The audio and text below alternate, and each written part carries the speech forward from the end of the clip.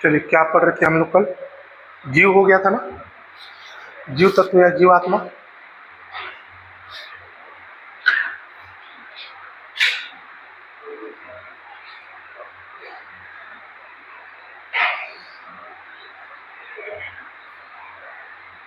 हो गया था ना। चलो अगला देखते हैं, पंच महाव्रत।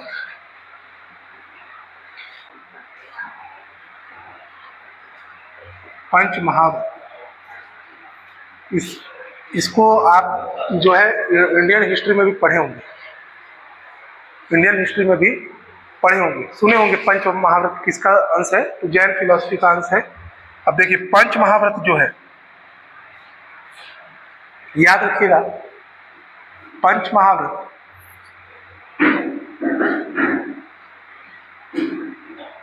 जैन दर्शन की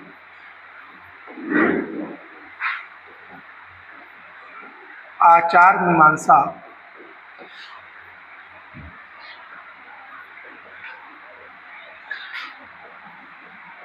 की अवधारणा है।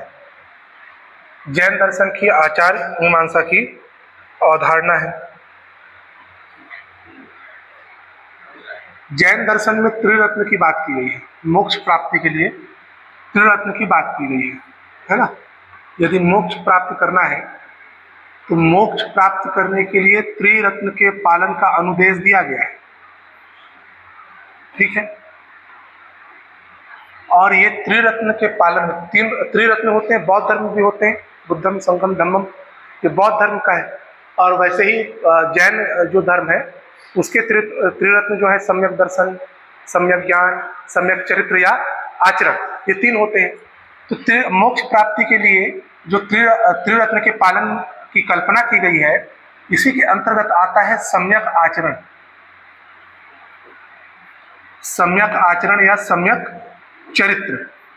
अब जो सम्यक आचरण या चरित्र है, इसी के अंतर्गत कहा गया है कि आचरण कैसा होना चाहिए, तो वो पंच महाव्रत के प्रकार का होना चाहिए। आचरण के बारे में कहा गया है, और किसके बारे में बताया गया है? पंच महाव्रत के बारे में, ठीक है। इस सम्यक आचरण हेतु पंच महाव्रत के का पालन करना आवश्यक है। तो अब पंच महाव्रत में कौन कौन से तत्व शामिल है? तो देखिए, 5 है, 5 तत्व है ना। पंच महाव्रत बोल रहे थे, 5 है ना। ये 5 कौन कौन से?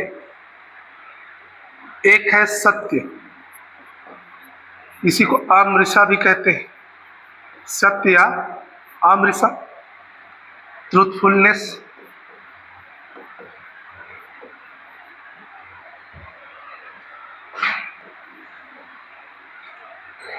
इसके बाद है अहिंसा,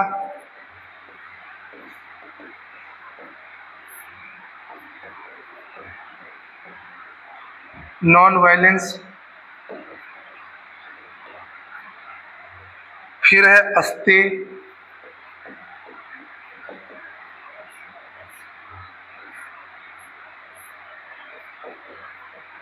नॉन स्टीलिंग। फिर है अपरिग्रह,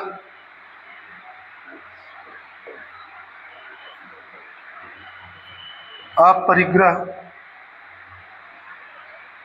रिनंसिएशन,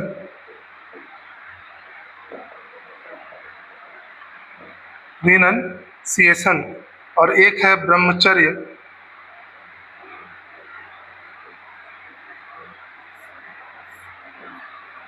सेलेबेसी। तो इनको कहा जाता है पंच महाव्रत। अब ये दोनों आपके दर्शन के पेपर में तो पूछता ही है, इतिहास के पेपर में भी पूछ दिया जाता है कि पंच महाव्रत क्या है, 2 नंबर में 4 नंबर। तो पंच महाव्रत क्या है यदि पूछे तो आप बताओ। पंच महाव्रत जैन दर्शन की आचार मीमांसा की अवधारणा है। इसके अंतर्गत मोक्ष प्राप्ति हेतु कुछ आचरण नियमों की कल्पना की गई, जिसे पंच महाव्रत कहते हैं। इसके अंतर्गत सत्य, अमृषा, अहिंसा, अस्तेय, अपरिग्रह और ब्रह्मचर्य शामिल है। अब जीएस में एक प्रश्न पूछता है, लेकिन मैं यहाँ पे आपको बता देता हूँ। एक पंच महाव्रत होता है, एक पंच अणुव्रत होता है। पंच महाव्रत में भी यही 5 चीजें हैं। देखो, पंच महाव्रत में भी सत्य, अमृषा, अहिंसा, अस्तेय, अपरिग्रह और ब्रह्मचर्य। और पंच अणुव्रत में भी यही 5 चीजें हैं, सत्य, अमृषा, अहिंसा, अस्तेय, अपरिग्रह और ब्रह्मचर्य। दोनों में, तो दोनों में बेसिक डिफरेंस क्या है? अब पंच महाव्रत पूछ रहा है, ठीक है, लेकिन पंच अणुव्रत पूछ दे आपसे तो क्या होगा? बनेगा ना प्रश्न कि भाई पंच महाव्रत में भी यही तत्व है, पंच अणुव्रत में भी यही तत्व है, तो पंच महाव्रत और पंच अणुव्रत में क्या अंतर होगा? तो एक बेसिक अंतर यही है, जैन दर्शन में 2 टाइप के लोग हैं। एक जो गृहिणी है, गृहस्थ है, जो अपने गृहस्थ जीवन का पूरा निर्वहन कर रहे हैं, और एक जो है वो है सन्यासी, भिक्षुक है, भिक्षुणी है। 2 ही टाइप के लोग हैं ना, जैन सन्यासी और एक जन सामान्य लोग हैं। तो क्या जन सामान्य एक सन्यासी के तहत तरह आचरण कर सकता है? नहीं कर सकता। भाई ठीक है, एक गृहस्थ व्यक्ति सच तो नहीं बोल पाएगा, ठीक है, कुछ ही बोल ले, सच तो नहीं बोल पाएगा। जैसे जिसकी शादी हो गई वो झूठ बोलेगा ही बोलेगा, कभी ना कभी, है ना। तो सत्य का पालन करना हर व्यक्ति के लिए हर परिस्थिति में संभव नहीं है, खासकर तब जब वो जिम्मेदारियों का निर्वहन कर रहा हो। इसी प्रकार अहिंसा, ऐसा हो ही नहीं सकता, पॉसिबल नहीं है कि जन सामान्य व्यक्ति, अहिंसा का मतलब ये नहीं होता बस किसी को 2 झापड़ मार दिए, हिंसा का मतलब, है ना, यही बस नहीं होता। अहिंसा का मतलब ये नहीं होता किसी को ना मारना, एक अर्थ जरूर होता है, लेकिन केवल वो अर्थ नहीं होता। ऐसी अस्तेय है, नॉन स्टेलिंग, चोरी ना करना। आप परिग्रह है, रिनंसिएशन, अधिक संपत्ति का अर्जन ना करना, जितना है उतने में ही संतुष्ट होना। और ब्रह्मचर्य का अर्थ होता है कि काम वासनाओं या इच्छाओं का निषेध, ठीक है। अब आप खुद सोचिए कि जो व्यक्ति गृहस्थ जीवन में जी रहा है वो कैसे इन 5 तत्वों का पूर्णता पालन करेगा? ब्रह्मचर्य का पालन तो कर ही नहीं पाएगा। इच्छाओं की पूर्ति से वो कभी भी पीछे नहीं रह सकता, किसी भी प्रकार की इच्छाओं की पूर्ति हो, ठीक है। सत्य, अमृषा का पालन नहीं कर सकता पूर्णता, चलो बाकी अस्तेय, अपरिग्रह जैसे तैसे कर लिए। इसलिए क्या किया गया जैन दर्शन में? जैन दर्शन में सन्यासियों के लिए एक आचरण नियम बनाए गए, उसको बोल दिया गया पंच महाव्रत। और इसमें यह कहा गया कि इसका पालन आपको कठोरता से करना है। लेकिन पंच अणुव्रत बनाया गया गृहस्थों के लिए, और कहा गया इन नियमों को थोड़ा शिथिल किया गया कि थोड़ा बहुत अगर झूठ बोल देते हैं, थोड़ा बहुत किसी को कुछ बुरा बोल देते हैं तो चल जाएगा, क्योंकि आप डांट दिए किसी को बुरा लग गया तो वो भी हिंसा में आ गया जैन धर्म के अनुसार, है ना। तो थोड़ा बहुत क्या किया गया, इन नियमों को शिथिल कर दिया गया। और जब इन नियमों को शिथिल किया गया तो उसी को क्या कहते हैं हम? पंच अणु व्रत। आपके सिलेबस में नहीं है, लेकिन आप याद रखिएगा, कभी पूछ दिया तो लिखना यही है। लेकिन एक जो लाइन मैं बता रहा हूं ना कि पंच महाव्रत किसके लिए है? जैन सन्यासियों के लिए है, भिक्षुक भिक्षुणियों के लिए है, और इनका कठोरता से पालन करना आवश्यक है। और पंच अणुव्रत गृहस्थ और गृहस्थियों के लिए है, और इसके नियम कुछ शिथिल किए हैं। ये लाइन आप बता दोगे एकदम क्लियर हो जाएगा पंच महाव्रत और पंच अणुव्रत। अब एक एक करके देखते हैं। सबसे पहला क्या है? सत्य या अमृषा।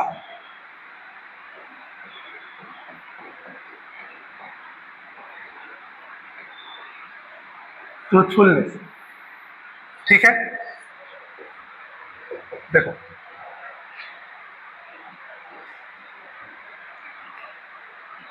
देखिए जैन दर्शन के अनुसार हम जो भी बोलते हैं वो वचन प्रिय और हितकारी होना चाहिए। मतलब मीठा मीठा बोलोगे कहते हैं, एकदम किसी को भी ऐसा नहीं बोलना है कि बुरा लग जाए। तो जैन दर्शन के अनुसार जो वचन है, वचन यानी वाणी है ना, जो हम बोल रहे हैं, वचन प्रिय और हितकारी होने चाहिए।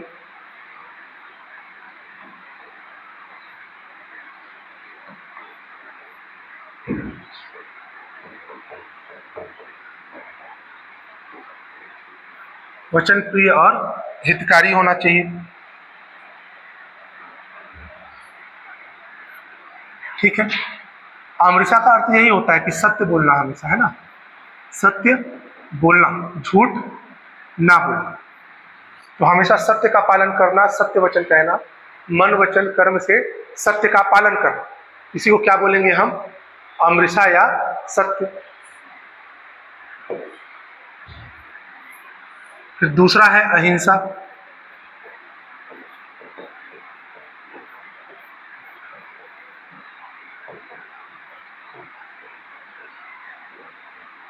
Non violence. अब जो नॉन वायलेंस है, इसका सामान्य अर्थ होता है हिंसा ना करना, है ना। सामान्य अर्थ क्या होता है इसका? हिंसा ना करना, हिंसा ना करना।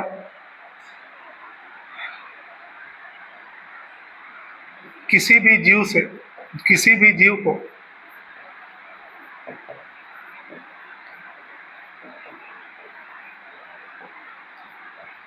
कष्ट ना पहुंचाना, किसी भी जीव को कष्ट ना पहुंचाना।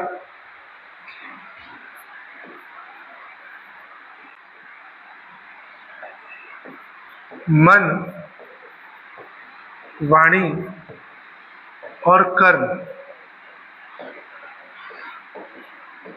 से हिंसा ना करना।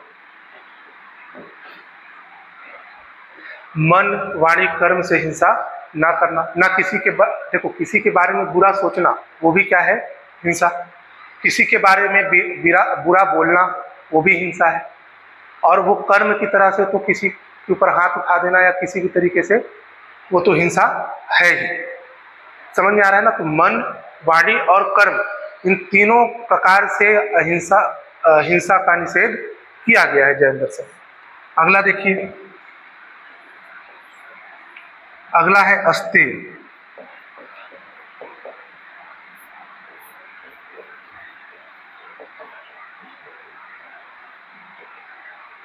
नॉन स्टे,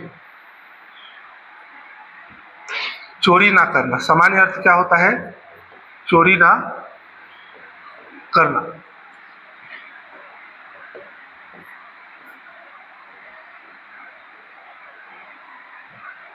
ठीक है।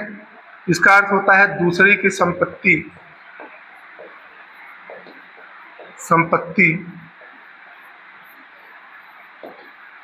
की चोरी ना करना,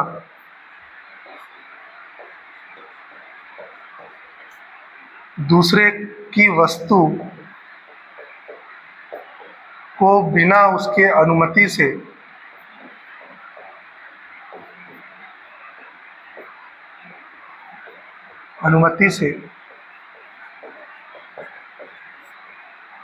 उपयोग करना भी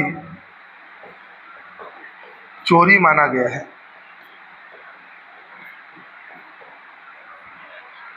ठीक है। तो अस्तेय का सामान्य अर्थ क्या होता है? चोरी ना करना, किसी दूसरे की संपत्ति की चोरी ना करना। लेकिन दूसरे की संपत्ति या वस्तु का बिना उसके अनुमति के उपयोग करना भी क्या है? चोरी है।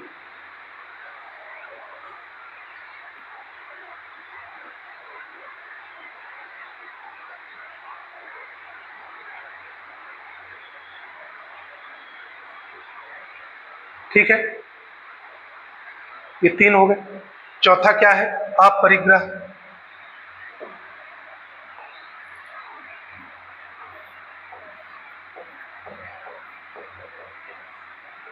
अपरिग्रह,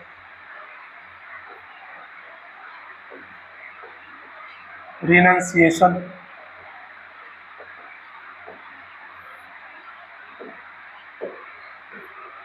देखो, जो अपरिग्रह है ये कहता है कि मन वचन शरीर से, मन वचन शरीर से, मन वचन शरीर से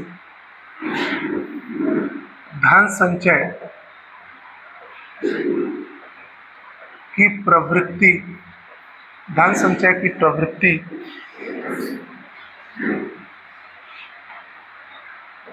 का त्याग करना ही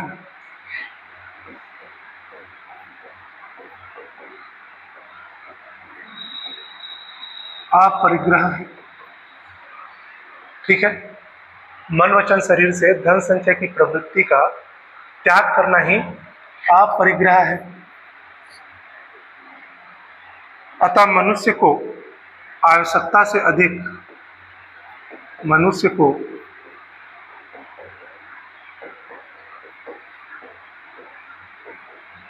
आवश्यकता से अधिक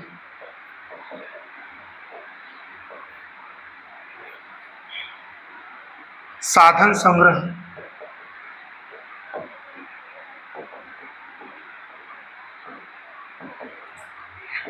नहीं करना चाहिए। मनुष्य को आवश्यकता से अधिक साधन संग्रह नहीं करना चाहिए, मतलब जितना है उतने में ही संतोष है। ठीक है, अगला क्या है? ब्रह्मचर्य।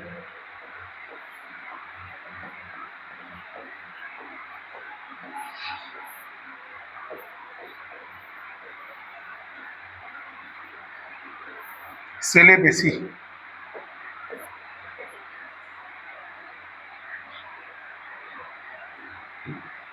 देखो, केवल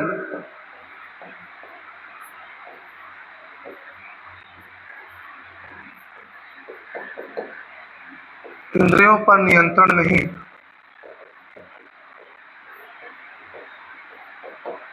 बल्कि सभी इच्छाओं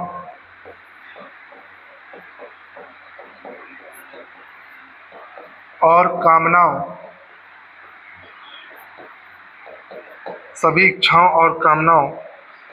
का त्याग करना ही ब्रह्मचर्य है।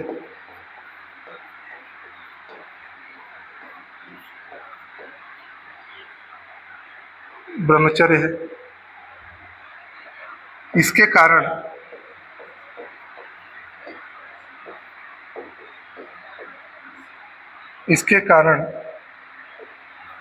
जीव आसक्ति और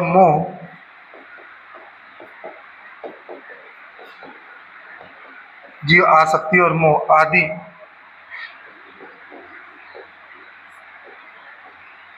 गलत प्रवृत्तियों से बचता है।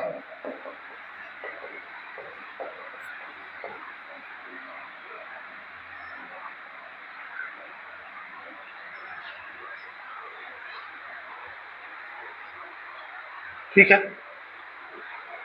ब्रह्मचर्य का मतलब क्या है? केवल इंद्रियों पर नियंत्रण नहीं, बल्कि सभी प्रकार की इच्छाओं और कामनाओं पर नियंत्रण, है ना। और इसी के कारण जो आसक्ति और मोह आदि गलत प्रवृत्ति से बचता है। अब ब्रह्मचर्य, ये जो पंच महाव्रत है, इसको मोक्ष प्राप्ति के लिए इसका पालन करना अनिवार्य माना गया है जैन दर्शन, है ना। और कठोरता से पालन करते हैं कौन? सन्यासी। और थोड़े बहुत शिथिल किए गए हैं ये नियम किसके लिए? गृहस्थों के लिए। ठीक है, तो ये क्या कहलाते हैं? पंच महाव्रत। आपको ऐसे ही लिख देना है एक एक लाइन जब भी पूछे इसको। ठीक है, तो बहुत इजी टॉपिक है ये। पंच महाव्रत में कुछ है नहीं, आप कई जगह पढ़ोगे। मैं आपको इसका यूज केस बता देता हूँ। कई जगह देखो, एक आप पढ़ लिए अभी पंच महाव्रत कहाँ? जैन दर्शन में। ठीक है, अभी ना बौद्ध दर्शन के एक शिक्षा पद और 10 सील है, 10 सिद्धांत है। अब वो 10 सिद्धांत में 5 यही है: सत्य, अहिंसा, अपरिग्रह, अस्तेय और ब्रह्मचर्य। यही है 5। तो 5 आसानी से याद हो जाएगा, 5 एक्स्ट्रा याद करना पड़ेगा। फिर जब मैं आपको पढ़ाऊंगा गांधी जी का एकादश व्रत, तो 5 यही है। ठीक है, 5 यही है। तो बचा कितना? 6। तो 6 याद करना पड़ेगा। तो ये बार बार देखना, बार बार हर जगह आएगा, बार बार। और गांधी जी का तो एक कॉन्सेप्ट ये सत्य और अहिंसा, सत्य और अहिंसा। तो वहां फिर आएगा, तो है क्या? वही है। अब उस वहां पे पढ़ेंगे तो अहिंसा और सत्य के कुछ निषेधात्मक और विधेयात्मक वर्णन भी होते हैं, उसको भी समझेंगे। तो ये क्या हो गया? पंच महाव्रत। अब देखो, इसमें एक चीज आप समझ लीजिए, पंच महाव्रत में क्या क्या आया? एक सत्य या अमृषा, है ना। इसके बाद अहिंसा, फिर अस्तेय, अस्तेय के बाद अपरिग्रह, अपरिग्रह के बाद ब्रह्मचर्य। ठीक है, तो ये 5 महाव्रत है ना। इसमें जो 4 हैं, ये चार को लाने वाले हैं जिनका नाम है पार्श्वनाथ। क्या नाम है? पार्श्वनाथ। याद रखिएगा ना, जैन तीर्थंकर है। जैन धर्म में गुरु परंपरा है जिनको तीर्थंकर कहा जाता है ना। भव सागर को पार कराने वाला, उसी को क्या बोलते हैं? तीर्थंकर। तो पार्श्वनाथ जैन धर्म के 23वें तीर्थंकर हुए और उन्होंने ही ये 4 सिद्धांत दिए। कौन कौन से? सत्य, अहिंसा, अस्तेय और अपरिग्रह। ये जो ब्रह्मचर्य का कॉन्सेप्ट है इसको जोड़ा है महावीर स्वामी ने। किसने जोड़ा है? महावीर स्वामी। और ये प्रश्न बहुत पूछा जाता है आपके एग्जाम में। हाँ, हिस्ट्री में, हिस्ट्री का ही बता रहा हूँ, दर्शन का तो है ही, जो है हिस्ट्री में ही पूछा जाता है। वो 4 आर्य सत्य वो हो जाते हैं, वहाँ पढ़े होंगे आप लोग, है ना। उसको 4 आर्य सत्य कहते हैं, जिसको पार्श्वनाथ ने जोड़ा, 23वें तीर्थंकर।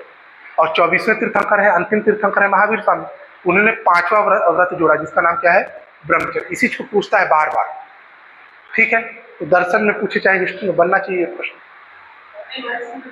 हाँ, अपने वर्ड्स में लिख सकते। मैं बोल रहा हूँ ना, कोई भी आपके ऊपर बंधन नहीं है आंसर राइटिंग में। आपको जैसा समझ में आता है वैसा लिखना है, बस मूल जो कंटेंट है ना उसको नहीं छोड़ना है। अब आप इसी को छोड़ दोगे मूल कंटेंट को, और अंदर भी हमको उसी से रिलेटेड लिखना। ऐसा नहीं अहिंसा को सत्य में लिख दिया, सत्य को अहिंसा, नहीं, वो तो कंटेंट ही गलत हो गया। मूल कंटेंट को नहीं छोड़ना है बस, बाकी आप अपने शब्द में लिखिए। जैसे आपको जैसा समझ आए वैसा लिख सकते हो, और वो तो हम सामान्य शब्दों में ही लिखे हैं। ऐसा नहीं है कि बहुत ज्यादा क्लिष्ट शब्दों का प्रयोग कर रहे हैं, है ना। तो याद भी आसानी से होता है ऐसे। आगे बढ़े, चलिए अगला लिखेंगे अनेकांतवाद। अब देखो इसको पढ़ने में थोड़ा अच्छे से समझना पड़ेगा इसको, है ना।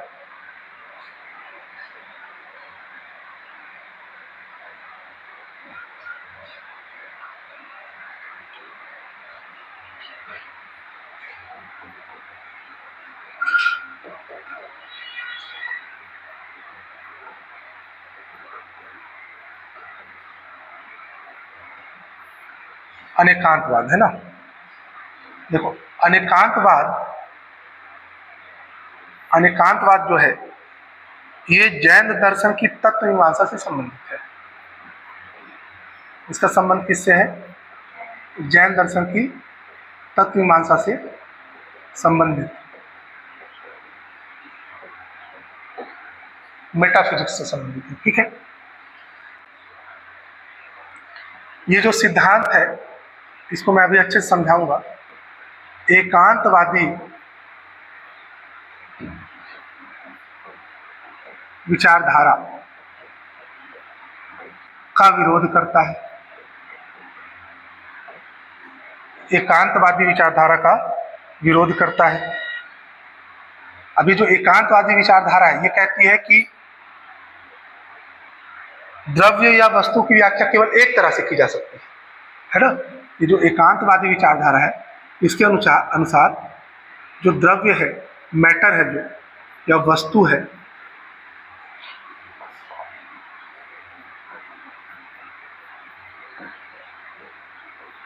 इसकी व्याख्या केवल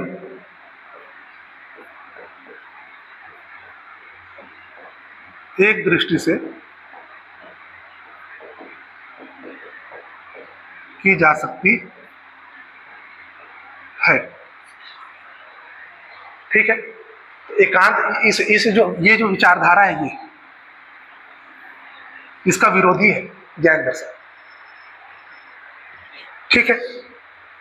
अनेकांतवाद का अर्थ ही क्या है कि कोई भी द्रव्य है, कोई भी वस्तु है, उसके गुणों की व्याख्या अनेक प्रकार से कर सकते हैं। कितने प्रकार से कर सकते हैं? अनेक प्रकार से कर सकते हैं। इसी विचारधारा को हम जानते हैं अनेकांतवाद। और कई दार्शनिक विचारधाराएं हैं जो एक वस्तु की व्याख्या एक ही दृष्टिकोण से करते हैं कि जैसे कुर्सी है तो कुर्सी है, लेकिन कुर्सी में कई गुण हो सकते हैं। कई गुण हो सकते हैं कि नहीं हो सकते? असंख्य गुण हो सकते हैं। तो उनके किसी भी वस्तु को जैन दर्शन उनके गुणों के आधार पर कुछ भागों में बांटता है। जैसे देखिए, ये कहता है, जैन दर्शन कहता है कि वस्तु में असंख्य गुण होते हैं। वस्तु या द्रव्य में असंख्य गुण होते हैं।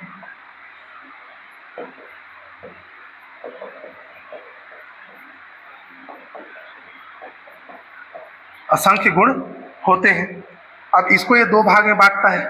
एक कहता है एक गुण है नित्य, एक गुण क्या है? नित्य। और एक गुण है अनित्य, इटर्नल और नॉन इटर्नल। इटर्नल और नॉन इटर्नल। तो एक नित्य गुण होते हैं, एक अनित्य गुण होते हैं। नित्य गुणों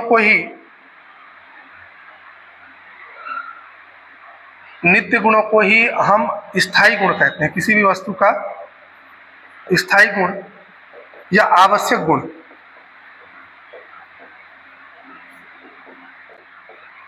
किसी वस्तु का स्थायी गुण है या आवश्यक गुण है। कौन सा? इटर्नल जो एट्रीब्यूट्स हैं इसके, स्थायी है और आवश्यक है।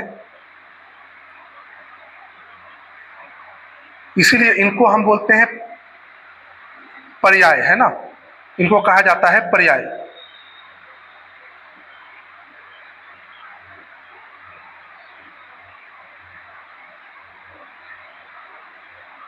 सॉरी, आकस्मिक गुण को गुण कहते हैं ना, आवश्यक गुण क्या बोलते हैं? इनको गुण ही कहा गया है।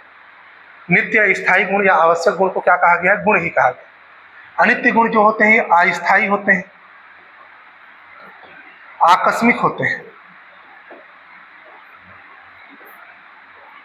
इसलिए इनको कहा गया है पर्याय।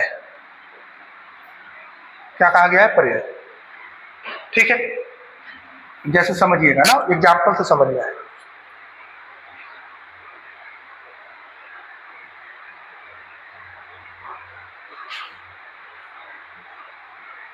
एग्जाम्पल से समझ आएगा, समझिए।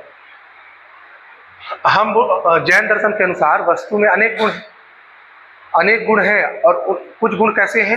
नित्य गुण है, स्थायी गुण है और आवश्यक है, जो वस्तु में होना ही चाहिए। और कुछ गुण है जो अनित्य है, नॉन इटर्नल है, अस्थायी और आकस्मिक है। तो नित्य गुणों को क्या कहा गया? गुण। और आकस्मिक गुणों को, अनित्य गुणों को क्या कहा गया? पर्याय। जैसे समझिएगा, सोना या स्वर्ण,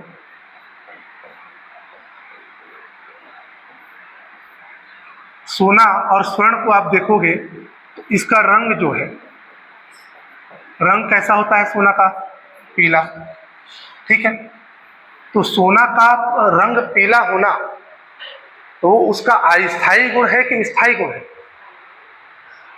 सोना को क्यों पहचानते हो आप? चमकता है, पीले कलर का दिखता है, इसलिए सोने की अलग पहचान है। क्यों ऐसा है? क्योंकि सोने का पीला रंग उसका स्थायी गुण है। तो सोने का रंग पीला होना इसका नित्य गुण है या स्थायी गुण है, या इसी को क्या बोलेंगे हम? आवश्यक गुण है। दूसरे तरफ आप बना दीजिए आभूषण, सोने के क्या बना दीजिए? आभूषण बना दो, ऑर्नामेंट्स बना दो आप। आभूषण अगर आप बना दिए तो आभूषण बनने के बाद सोना सोना रह गया कि कुछ और में बदल गया? आभूषण बनाने के बाद भी सोना तो सोना ही है ना। क्या उसका गुण बदल गया? क्या उसका रंग बदल गया? जो उसका नित्य गुण है, स्थायी गुण है, वो बदल गया क्या? नहीं बदला। तो सोने का जब आभूषण बना दिए तो सोने से जो आभूषण बने, ये कैसे गुण हैं? अनित्य या अस्थायी, या इसी को क्या बोले हम? आकस्मिक गुण।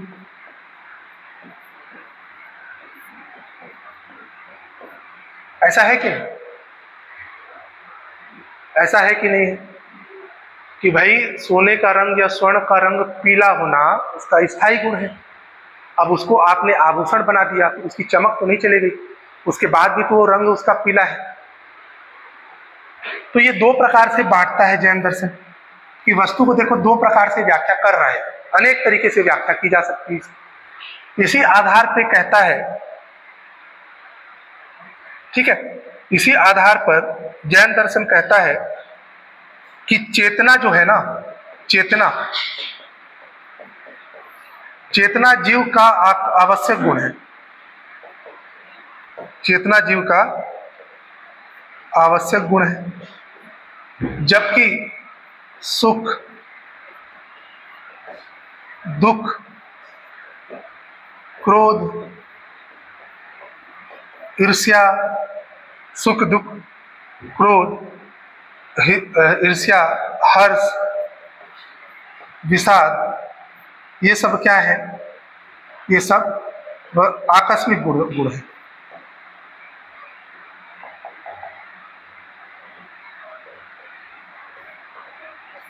है ना। ये सब क्या है, आकस्मिक गुण है या इस अस्थायी गुण है। तो चेतना को जीव का आवश्यक गुण माना गया है, नित्य गुण माना गया है, जबकि सुख दुख क्रोध ईर्ष्या हर्ष विषाद इसको जीव का आकस्मिक गुण अस्थायी गुण माना गया है।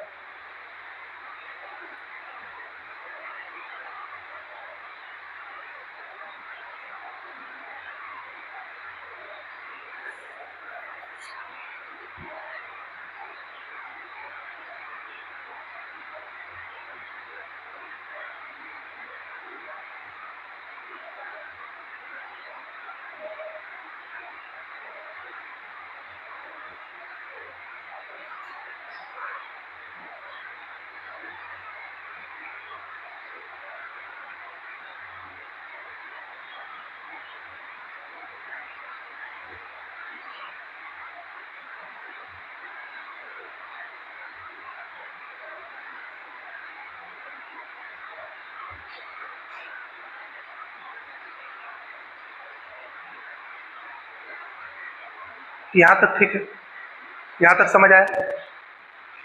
अब देखो यही तो उपनिषदों में भी कहा गया है ना, ये यहां तक क्लियर हुआ ना, एग्जाम्पल से समझ गए ना। मतलब चेतना जीव का आवश्यक गुण है, वो कभी उससे नहीं जा सकता, वो तो रहेगा ही रहेगा। लेकिन सुख दुख ये सब क्या है, अस्थायी है, ये आते जाते रहेंगे। अब यही तो कहा गया है किसमें, उपनिषद में या बौद्ध दर्शन भी आप पढ़ोगे तो उसमें भी यही कहा गया है कि जो ब्रह्म है, ब्रह्म वो नित्य है, और जगत क्या है, नश्वर है, यानी नष्ट हो जाता है ना जगत, अस्थायी नहीं है। तो ब्रह्म अपने आप क्या हो गया, ब्रह्म जो है वो नित्य हो गया, और जगत जो है वो नश्वर है। तो नश्वर है मतलब वो क्या हो गया, अस्थायी हो गया। यही तो उपनिषद और बौद्ध धर्म का कॉन्सेप्ट आता है कि ब्रह्म क्या हो गया, नित्य गुण हो गया, और जगत हो गया नश्वर हो गया, नष्ट हो जाता है। लेकिन बौद्ध दर्शन क्या करता है, दोनों को एकांगी मत मान के, दोनों को एक मान करके उसकी व्याख्या करने का प्रयास करता है। तो ब्रह्म की भी व्याख्या करता है, जगत की भी व्याख्या करता है। ब्रह्म को नित्यता के गुणों के आधार पर व्याख्या करता है, और जगत को नश्वरता के गुणों के आधार पर व्याख्या करता है। अब देखो इनके गुणों की व्याख्या करना है तो एक और सिद्धांत आता है ना। एक कहानी है,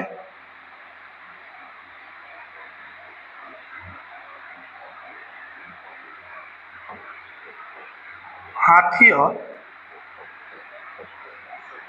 6 अंधों की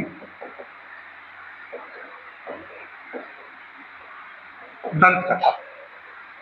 अब इसको समझिएगा ना, किसी भी वस्तु के गुण या किसी भी द्रव्य गुण को हम कितने तरह से जान सकते हैं। तो जैन दर्शन इसको एक कहानी समझाता है। किसे समझाता है, हाथी और 6 अंधों की दंत कथा। ठीक है, अब जो समझिएगा, छोटा सा हाथी बना ले क्या, देखते हैं, प्रयास करते हैं, अगर बन जाए तो, है ना। ऐसे ही रहता है क्या कुछ, समझ लो हाथी है,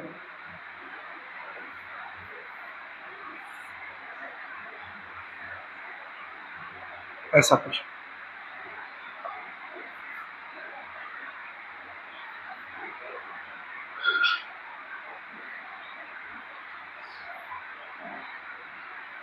ये हाथी समझिए, ठीक, क्या है ये, थोड़ा बहुत दिख रहा है ना, हाथी है ना। अब समझो, 6 अंधे हैं, एक अंधे ने पूंछ को पकड़ा तो बोला कि रस्सी है, क्या है, रस्सी है। एक अंधे ने पैर को पकड़ा तो कहा खंभा है, क्या है, खंभा है। किसी ने इसके पेट को छुआ तो कहा दीवार है, क्या है, दीवार। ठीक है, फिर किसी ने पूंछ को पकड़ा, बोल दिया सांप है। समझ में आ रहा है क्या कहना चाह रहा हूं। अब देखो है क्या ये, हाथी, लेकिन हाथी और 6 अंधों की दंत कथा में जो 6 अंधे हैं अलग अलग तरीके से हाथी की व्याख्या कर रहे हैं। जो पूंछ को पकड़ रहा है वो बोल रहा है रस्सी है या सांप है, जो उसके पैर को पकड़ रहा है वो क्या बोल रहा है, खंभा है, जो उसके पेट को स्पर्श किया वो क्या कह दिया, दीवार है। तो हाथी की यही इतनी तरह से व्याख्या कर दी गई कि नहीं, है ना। इसीलिए बोला जाता है जैन दर्शन में कि ये क्या है, आंशिक ज्ञान है। इसको क्या बोलेंगे, सत्य तो नहीं है ये, जो दिख रहा है ये सत्य है क्या, नहीं। व्याख्या अलग अलग तरीके से हो गई लेकिन सत्य नहीं है। क्या है? आंशिक ज्ञान है, और आंशिक ज्ञान को जैन दर्शन में कहते हैं नय। क्या कहा जाता है? नय। समझ गए ना? आंशिक ज्ञान है, ये आंशिक ज्ञान है। आंशिक ज्ञान को जैन दर्शन में क्या कहते हैं? नय। और कोई भी व्यक्ति पूर्ण ज्ञान तभी प्राप्त कर सकता है जब उसको कैवल्य की प्राप्ति हो गई हो।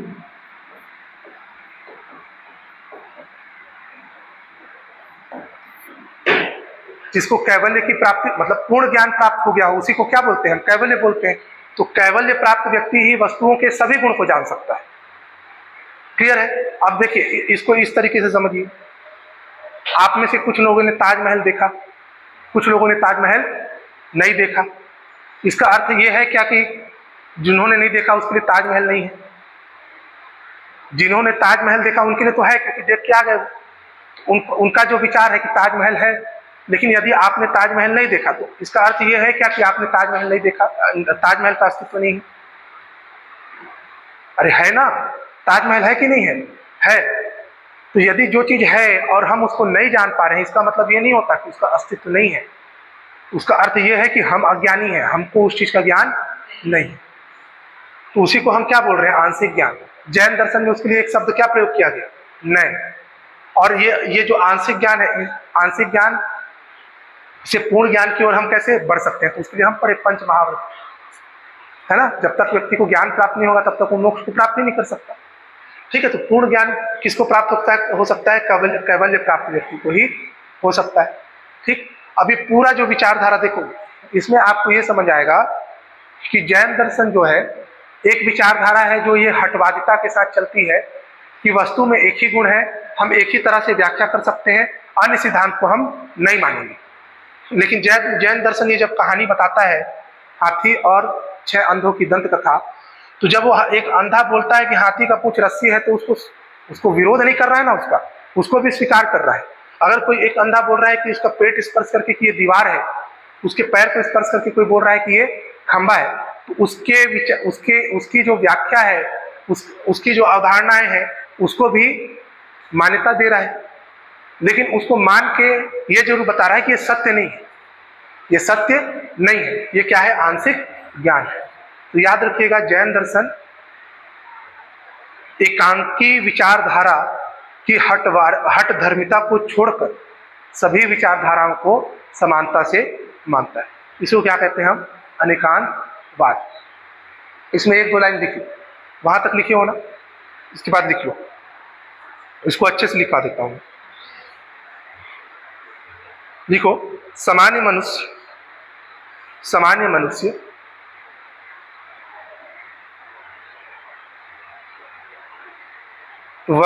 वस्तु के आंशिक ज्ञान को प्राप्त करता है।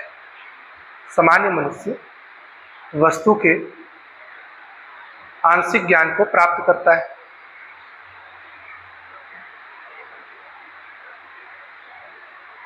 जिसे नय कहा गया है, जिसे नय कहा गया है।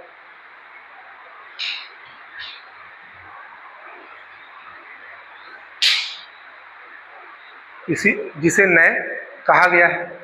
हाथी और 6 अंधों की दंत कथा। हाथी और 6 अंधों की दंत कथा। किसी ने हाथी को दीवाल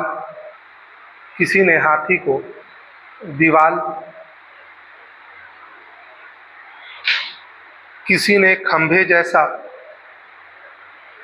किसी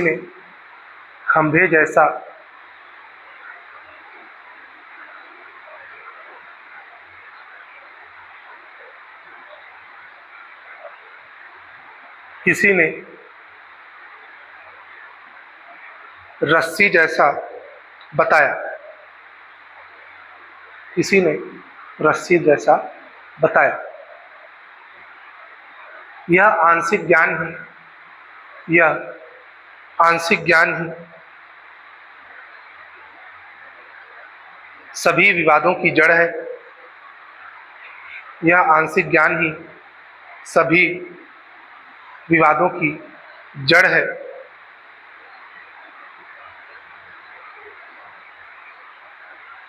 केवल कैवल्य प्राप्त व्यक्ति ही, केवल कैवल्य प्राप्त व्यक्ति ही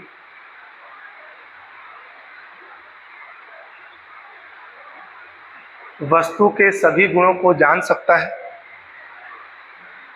वस्तु के सभी गुणों को जान सकता है।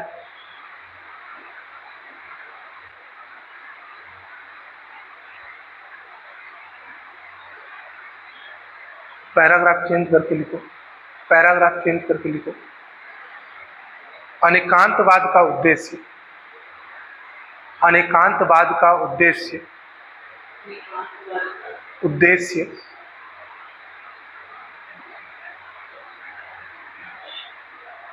अपने ही विचारों को, अपने ही विचारों को सत्य कहने तथा, अपने ही विचारों को सत्य कहने तथा दूसरे के विचारों को, दूसरे के विचारों को मिथ्या कहने की, मिथ्या कहने की हठवादिता, हठवादिता, हठवादिता, वादिता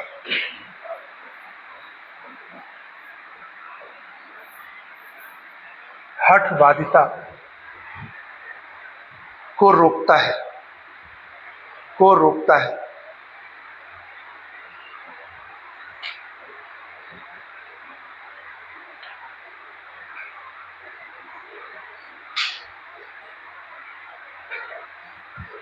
ठीक है, ये हो गया क्या, अनेकांतवाद। अब देखो जो स्यादवाद है, स्यादवाद भी ऐसे ही चलेगा। ठीक है, इसके बाद क्या आएगा, स्यादवाद।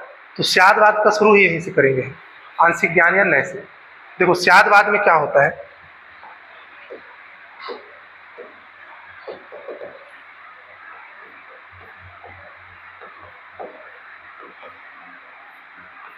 स्यादवाद या इसी को कहते हैं ज्ञान की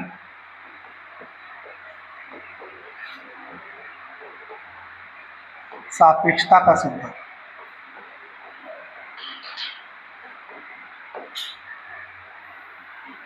ज्ञान की सापेक्षता का सिद्धांत। देखो जो स्यादवाद है तो जैन दर्शन की ज्ञान मीमांसा का सिद्धांत है, एपिस्टेमोलॉजी का सिद्धांत।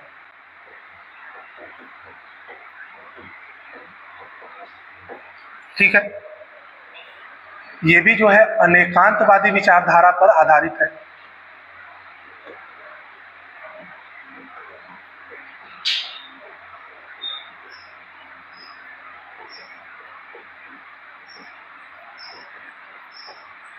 ये भी किस पे आधारित है, अनेकांतवादी विचारधारा पर आधारित है। ये भी कहता है वस्तुओं में अनेक गुण होते हैं।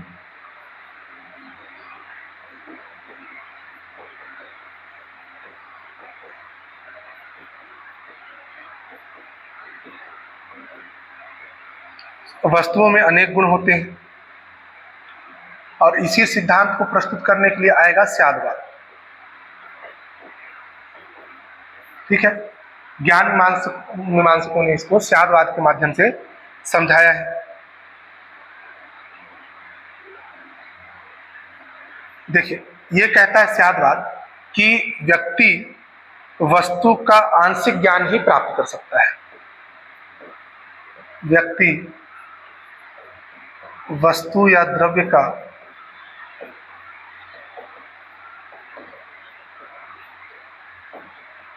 आंशिक ज्ञान ही प्राप्त कर सकता है।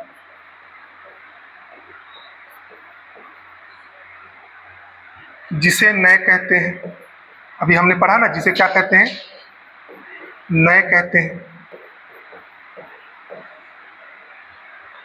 और जब इस नय के आगे, ठीक है, नय के आगे जब स्याद शब्द जोड़ दिया जाता है, नय के आगे स्याद शब्द जोड़ दिया जाता है तो ये जो नय है ये प्रमाण बन जाता है। नय क्या बन जाता है? प्रमाण। स्याद शब्द जोड़ने से नय प्रमाण बन जाता है। अब जैन दर्शन में स्याद शब्द का अर्थ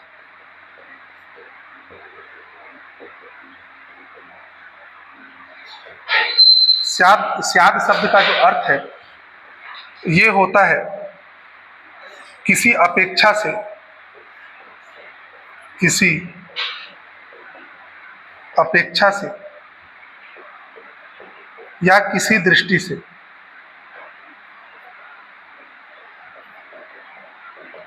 ठीक है, किसी अपेक्षा से या किसी दृष्टि से ये स्याद शब्द का अर्थ होता है।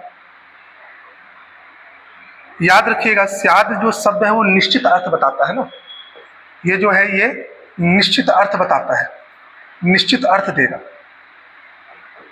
स्याद शब्द का जो अर्थ है, स्याद शब्द का अर्थ शायद नहीं है, शायद नहीं है, संशय नहीं है। ठीक है, संशय नहीं है। संशयवाद या संदेहवाद में वस्तु के गुणों पे संदेह किया जाता है। ठीक है ना, तो ये शायद नहीं है, संशय नहीं है, ये निश्चित अर्थ को देगा आपको, एकदम निश्चित अर्थ को देगा। इसीलिए क्या, किसी अपेक्षा से या किसी दृष्टि से इसका अर्थ होता है।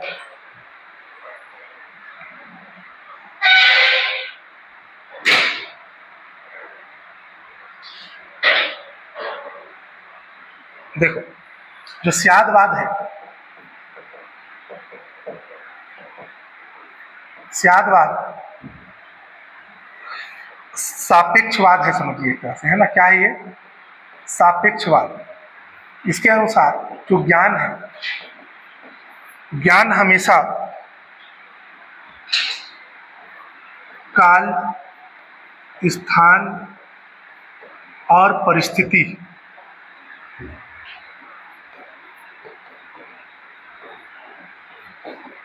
के अनुसार सत्य होता है।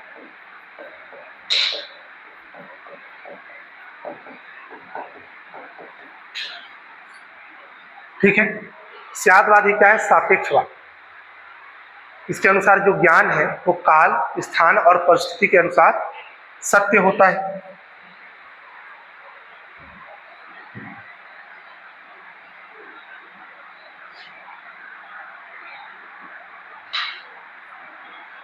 और इसमें भी वही है, ये जो सिद्धांत है ये अलग अलग दृष्टिकोणों को मान्यता देता है।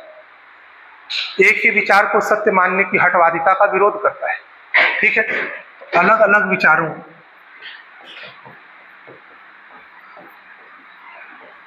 अलग अलग विचारों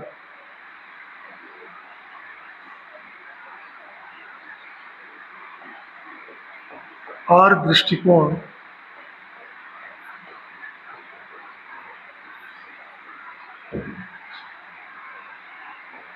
को मान्यता देता है,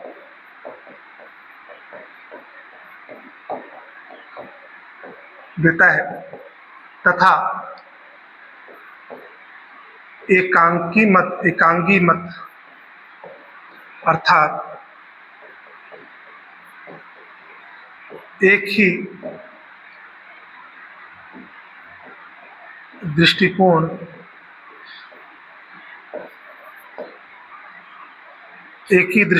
को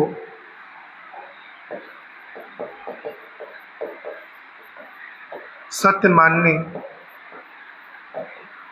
की हठवादिता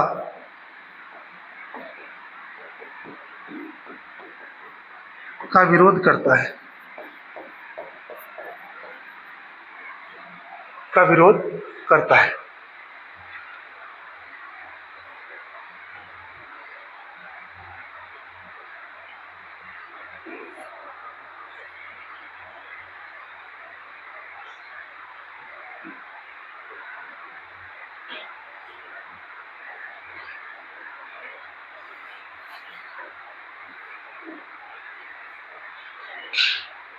ठीक है। इसको क्या कहते हैं हम? स्याद। है वही चीज। यहाँ पे भी हाथी और 6 अंधों की दंत कथा डाल सकते हैं। है ना, कि अलग अलग दृष्टिकोण बताते हैं वो। अब जैसे हम यहाँ पे लिखे ना, काल स्थान परिस्थिति के अनुसार कोई भी दृष्टिकोण सत्य होता है। अब मैं आपको ताजमहल का उदाहरण दिया, जो ताजमहल के सामने खड़ा था उसने क्या मान लिया, ताजमहल है, लेकिन जो वहाँ पे नहीं है उसको मानने को तैयार नहीं है। तो कोई भी दृष्टिकोण, कोई भी सत्य या वस्तु की कोई भी गुण जो है वो हमेशा किस आधार पे सत्य होंगे, तो समय, काल मतलब समय है ना, समय स्थान और परिस्थिति के सापेक्ष हमेशा सत्य होंगे। इसी को क्या बोलते हैं हम, स्यादवाद। अब देखो स्यादवाद है, इसी को आगे बढ़ाओगे तो जो स्यादवाद का सिद्धांत है, किसी भी वस्तु के गुणों की व्याख्या या नए, जो हम नए शब्द प्रयोग कर रहे हैं ना, एक शब्द है नए, किसी भी वस्तु के गुणों की व्याख्या 7 तरीके से करता है, उसी को बोल देते हैं हम सप्तभंगी नय। सुने हैं सप्तभंगी नय? सुने होंगे, हिस्ट्री में पढ़ाए होंगे, सर नोट्स में होगा देखना। अनेकांतवाद, स्यादवाद, सप्तभंगी नय, ज्ञान की सापेक्षता सिद्धांत, एक साथ बताएंगे, ठीक है। तो इसी को आगे बढ़ाओगे, स्यादवाद का सिद्धांत की आगे बढ़ाओगे तो जो नय है, नय मतलब परामर्श, इसकी व्याख्या कितने तरीके से हो सकती है, 7 तरीके से। उसी को हम क्या कहते हैं, सप्तभंगी नय। इसको जल्दी नोट करो, फिर सप्तभंगी नय बताता हूं, तुरंत हो जाएगा, ज्यादा समय नहीं लगेगा उसमें, है ना।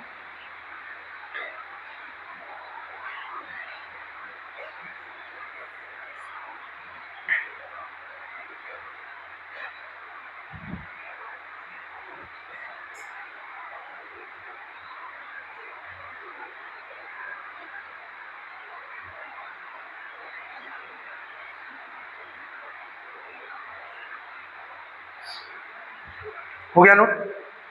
देखो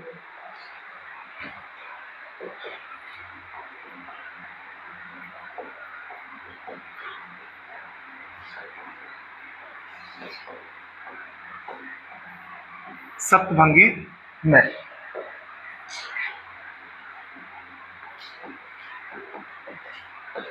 स्यादवाद के अनुसार नय या परामर्श की व्याख्या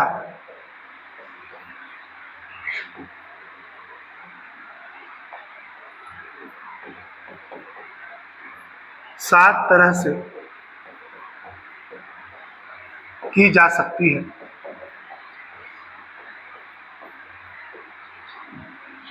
इसे ही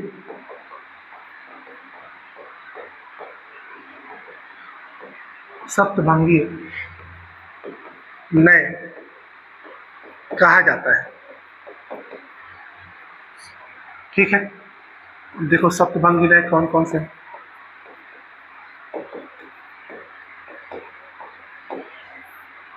एकदम सरल है, आसानी से याद हो जाएगा, है ना।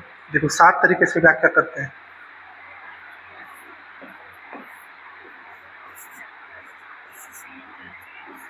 कितना तरीके से व्याख्या करते हैं, 7 तरीके से। एक शब्द प्रयोग करेंगे, स्याद अस्ति, स्याद अस्ति। एक शब्द है स्याद नास्ति, फिर शब्द है स्याद अस्ति च,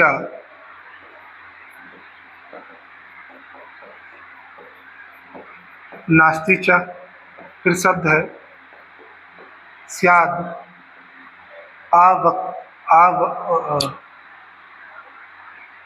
आवक्तकम,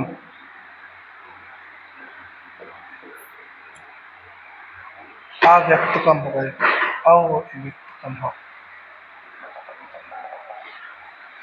अव्यक्तकम। फिर है स्याद अस्ति च अव्यक्तकम च, फिर है स्याद नास्ति च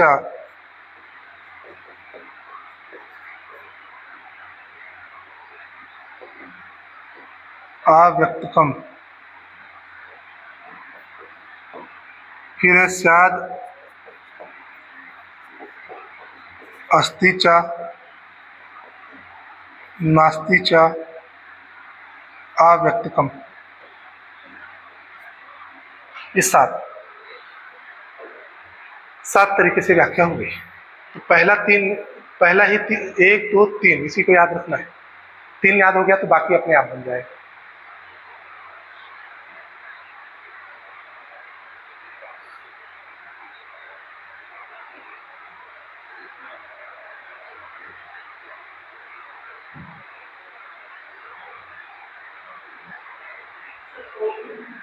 हाँ, स्याद अव्यक्तकम।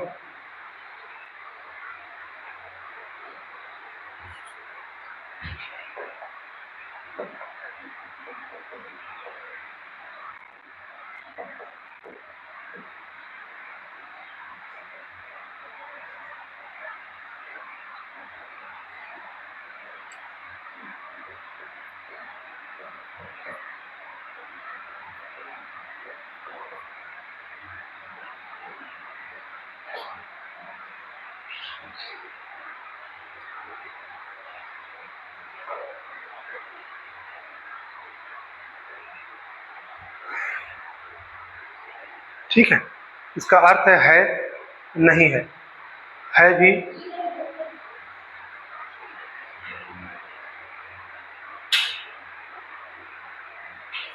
ठीक है।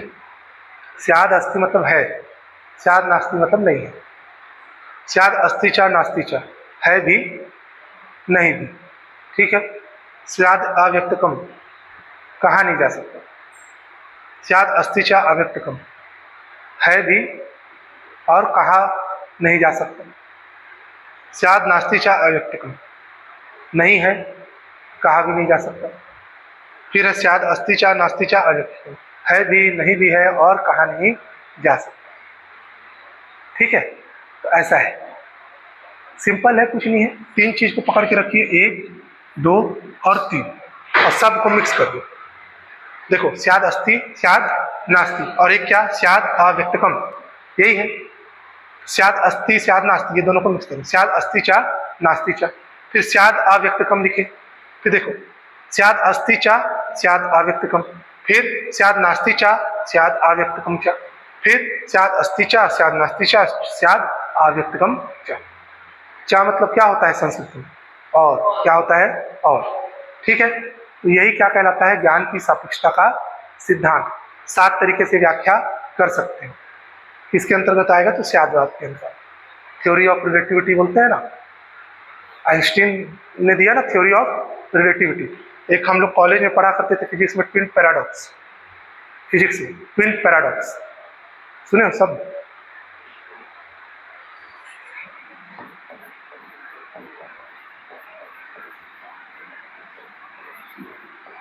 बड़ा फेमस कॉन्सेप्ट है ट्विन पैराडॉक्स। ठीक है, ट्विन पैराडॉक्स क्या कहता है, 2 जुड़ा भाई है, बहन है, जैसा भी है। अब आप सुने होंगे E=mc², आइंस्टीन का। आपको ये पता होगा यूनिवर्स में लाइट से तेज कोई भी नहीं है। प्रकाश की गति कितनी है, प्रकाश की गति कितनी है, नहीं पता, कितनी है गति प्रकाश की। इतना बेसिक प्रश्न पूछ रहा हूं, 3 लाख क्या, अरे प्रकाश की गति कितनी है, इतनी है क्या, इतनी है, इतनी ही तो है प्रकाश की गति। मैक्सिमम जो स्पीड है लाइट की कितनी है, 3 × 10⁸ मीटर पर सेकेंड, ये प्रकाश की गति मैक्सिमम है। अच्छा, पटाखा कभी फूटता है तो कभी गौर क्यों, साउंड तेज है या प्रकाश तेज है, प्रकाश। तो अभी दिवाली आने वाली है, रॉकेट छोड़ना, ठीक है, रॉकेट छोड़ना और ये देखना कि पहले आवाज सुनाई देता है कि पहले प्रकाश दिखाई देता है। चेक कर लो, पहले आपको लाइट दिखेगा, फिर बाद में आवाज आएगा फूटने का, आता है कि नहीं आता है। तो प्रकाश से ज्यादा गति किसी की नहीं है दुनिया में। लेकिन अगर हम ऐसा कुछ बना लिए भविष्य में कि हम प्रकाश से तेज गति से ट्रैवल कर पाए यूनिवर्स में, ऐसा अगर बना लिए, संभव नहीं है, लिमिट है, इससे ज्यादा गति कोई नहीं कर सकता, पॉसिबल ही नहीं है। जो इससे ज्यादा गति कर देगा उसके लिए समय वमय सब रुक जाएगा, कहा जाता है ऐसा, है ना। तो अब इस चीज को समझिए कि प्रकाश की गति इतनी है, उससे ज्यादा गति में आप ट्रेवल किए। अब एक भाई इस गोले पे है पृथ्वी पे, और एक भाई दूसरे गोले पे जा रहा है, समझ में आ रहा है, पृथ्वी से, और प्रकाश की स्पीड से जा रहा है। तो इसके लिए तो जो टाइम है वो एकदम रुक जाएगा। क्यों रुक जाएगा? क्योंकि प्रकाश की गति पे चल रहा है। प्रकाश की गति पे आप चलोगे तो सब कुछ रुक जाता है, ऐसा माना जाता है, सब कुछ रुक जाता है। तो उसके लिए तो समय रुक गया, तो उसकी उम्र बढ़ेगी क्या अगर समय ही रुक गया तो? लेकिन यहाँ पे जो एक व्यक्ति है ऐसा खड़ा है, उसकी उम्र बढ़ेगी? हो सकता है जब वो किसी और ग्रह से लौट के आए तो उसका भाई यहाँ पे मिले ही, उसकी 10 पीढ़ियां बीत गई। इसी को क्या बोलते हैं? Twin paradox. ऐसा ही सिद्धांत है ये भी, आप समझिए, मिलता जुलता। अरे एक्चुअल सिद्धांत है फिजिक्स का। आइंस्टीन का जो थ्योरी है ना, बहुत वास्ट थ्योरी है, जो जिसको बोलते हो आप थ्योरी, यही तो है थ्योरी ऑफ रिलेटिविटी, यही तो है ना। तो उस फिजिक्स है, फिजिक्स को समझ जाओ थोड़ा बहुत तो समझ में आ जाएगा ये। क्लियर है? तो इसको पढ़ा करते थे हम लोग। मैं जब इसको पढ़ता हूँ तो मेरे को ये जरूर याद आता है ट्विन पैराडॉक्स, कि एक भाई की स्थिति देखो और दूसरे भाई की स्थिति देखो। हालांकि प्रूवन नहीं है ना, कॉन्सेप्ट है केवल, थ्योरेटिकली। जैसे ब्लैक होल का कॉन्सेप्ट, ब्लैक होल का कॉन्सेप्ट यहाँ तक ये भी बता दूं, एक मूवी बनी थी इंटरस्टेलर मूवी बनी है। उस समय तक ब्लैक होल सिर्फ मैथमेटिकली प्रूवन था, फोटो नहीं था उसका। अब उन लोग जब मूवी बनाए हैं तो पता नहीं क्या थ्योरी लगाए, एक डायग्राम बना लिए कि ब्लैक होल ऐसा दिखता होगा। और वो मूवी बनने के कुछ सालों बाद, 4, 5, 6 साल के बाद जब ब्लैक होल की एक्चुअल में फोटो आई तो वैसा ही था। और वो थ्योरी कौन देके गया? आइंस्टीन देके गया कि ब्लैक होल जैसा कोई चीज है। ठीक है, अब बाकी अगला कल देखते हैं। इसको बंद कर दो मुस्कान। क्या है, मैं रोज सेव करना भूल जा रहा हूँ। इससे पहले भी पढ़ाया था तो एक स्लाइड